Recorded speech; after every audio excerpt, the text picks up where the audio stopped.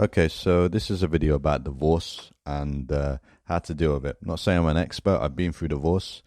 It was, let's say, there were revelations after the divorce involving a friend, and also at the same time, I was going through a really bad situation with a job. So I am talking from experience. I'm also talking from somebody who grew up with a really bad childhood, so I had a lot of trauma as well. Um, so that's something to be aware of when it comes to divorce. Because like our early trauma in our life, I think really can be down to our relationships, so relationships with parents or guardians, or it could just be relationships in general. Some form of relationship is often what traumatizes us.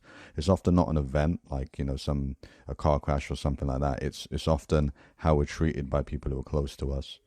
And so that's some of the trauma that a divorce can bring up. So if you're somebody who's gone through divorce, understand that the wounds of the divorce, yep, there's the immediate pain of somebody of a marriage breaking down, but there's also a pain that is old and can come from childhood.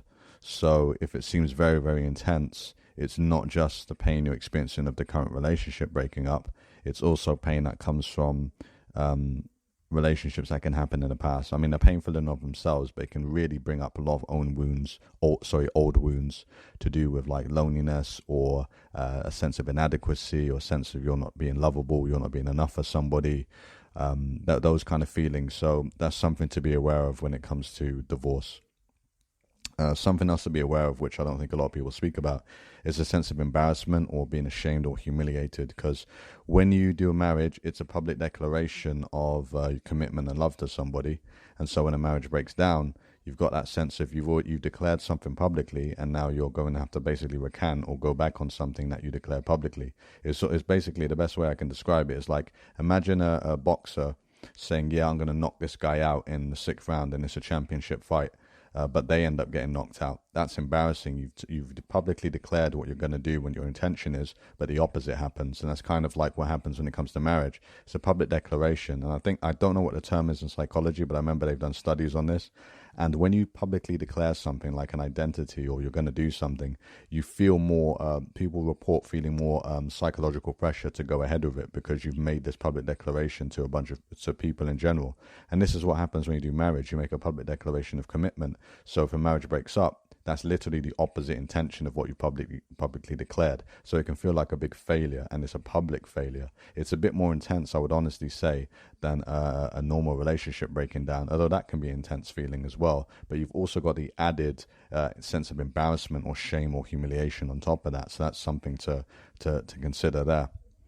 One of the hardest things to do, of course, is the breakdown of the marriage. It can really mess with our fundamental needs that we have in our lives. I believe as human beings, we're driven by needs, and the breakdown of a marriage can really affect our sense of our needs being violated, not violated, our needs not being met, basically. And when I say not being met, I don't mean like there's a cosmic force or an obligation to be met. I just mean we need to have our needs satisfied in order to feel like safe or just have a sense of survival and have a sense of well-being. We need our needs to be met. So I don't believe it's the be-all and end-all, but I like Tony Robbins' 6 human needs because they're really easy to work with. But I'll also add another one, which is understanding. So 6 human needs are, first one, I don't like to call it certainty, so I just call it familiarity or predictability. Second one is uncertainty or variety. Third one is significance or status. Fourth one is love or connection. Fifth one is growth.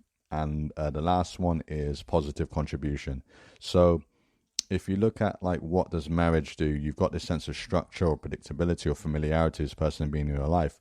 When it breaks down, you lose that sense of certainty or that sense of structure or that sense of familiarity. You lose that understanding of being planning your life long term with this person. You lose that sense of predictability of your life. It really breaks down the structure of your life, because when you're married, you build your life around this person, or with this person, sometimes around people in the worst cases. And when you think about your life and decisions you make, you're also taking this person into account. You're not just thinking of yourself, you're also thinking of this person. And if you've got kids, of course, you're thinking of your kids as well. How your decisions, what you do in your life, how it impacts them. If you're a good husband, that is.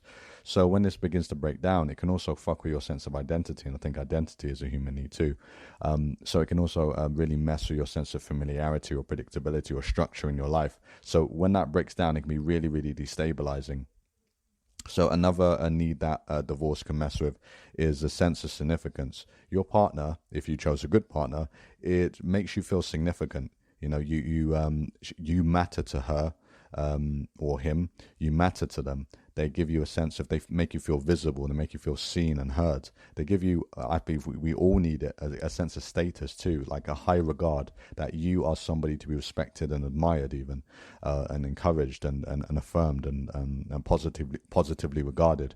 We all have a need for that, and our partners often satisfy that to a large degree. So once you lose that person who's in your life daily, because you're likely living with them, that is a really big piece of that significance pie that you needed is gone away now, it's taken away with that person. And of course, a big one is connection. Of course, love, connection. That's what you lose. You basically love. One of the deepest needs human beings have, I believe it's a core need human beings have, is a need for a sense of connection or belonging. And when your family unit breaks down, even if it's just you and them, don't have any children, that sense of belonging, that sense of this is our little piece of the world that we're in together, that sense of belonging, that sense of connection you had, that sense of intimacy is now gone. And so that leaves a lot of pain behind. Like, a lot of pain can be understood in a way as our needs are not being met, or our needs have been there's a wound or a hole when it comes to our needs. So if you look at the human needs, I think that can help people to understand the kind of pain they're experiencing when they go through divorce. I remember I've been through divorce, and I went for that loneliness and that pain, and it was difficult to deal with. And I said there were other factors, because there were like revelations that came to light. But the whole point of making this video is just try to help some people to try to understand the pain or the issues that can surround dating. And maybe somebody's listening to this because they care about somebody who's going through divorce. I'll say one of the best things you could do is help them to understand their own pain and why they're going through pain, if they're not somebody who has a high level of like emotional literacy or emotional intelligence. Like, if you listen to some of the best like talk therapy, I mean, there's different forms of therapy, but talk therapy, a lot of good talk therapists, they will ask you about basically your human needs. Are they being met? So they'll do it in a very subtle way, but they'll be like, do you think you're feeling pain because you were treated with insignificance? Or they may not use those language, but they'll use, well, whichever way they say. Do you think you're feeling pain because you feel ashamed? Do you think you're feeling pain because you're not being understood? Do you think you're feeling pain because that sense of structure or certainty in your head has now gone away? They ask you little questions, and this kind of story and the questions they're asking, they help you to understand why you're feeling that pain. And then when you understand why you're feeling that pain, it doesn't mean it's going to go away, but it can help you to process it. It can also help you to understand that it's not this black hole of something you don't understand of why you're feeling pain, and that it can never be, it'll never be, what's the word? You can never find a relationship again, or never find something in the future that makes you feel good. When you start understanding the components of why you felt good when you're in a relationship, I mean, there's things that can't simply be understood with using a model or formula, right? But when you understand some of the key reasons why you felt good in a relationship was because your needs were being met, it kind of gives you hope for the future, because you realize, okay, maybe I can meet someone in the future who can also meet my needs. They're not the only person on the planet who can meet my needs. And also, when you start understanding about human needs, you start realizing maybe a lot of this wound, if it cuts really, really deep, it might be they're not just wounds from this relationship and this divorce. It might be wounds going back to your childhood. So maybe you need to deal with a lot of that shit as well, going back to your childhood, because now you're not only dealing with trauma of a divorce, you're also dealing with trauma that's come up from your childhood as well.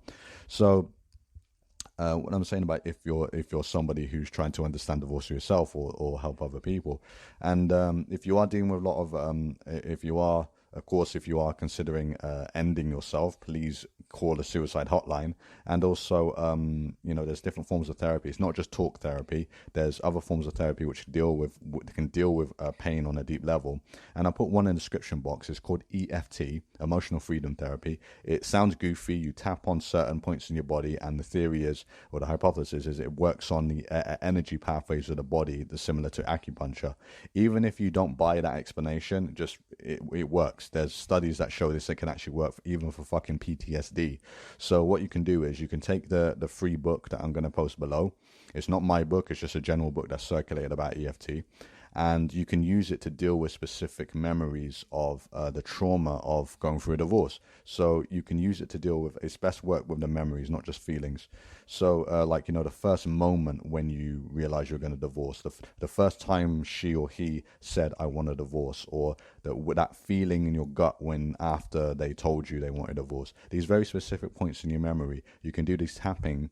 I would say like do 20 minutes a day. You can do these tapping to really help release some of these, to help process some of the feelings. I mean, it doesn't make your feelings just wipe the slate clean, go away quickly like that. I mean, we're human beings. We do need to process emotions, but sometimes emotions can get stuck. So therapies like EFT can just help unstick those emotions so they can pass through. And the same with EMDR. EMDR is a form of therapy which does the same thing. I'll post about these things in the description box. They can also help with trauma.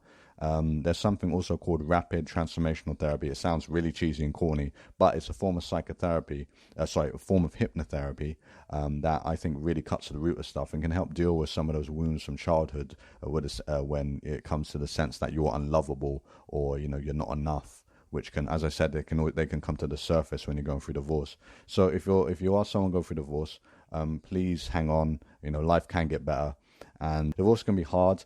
Life can go on after it. Take care.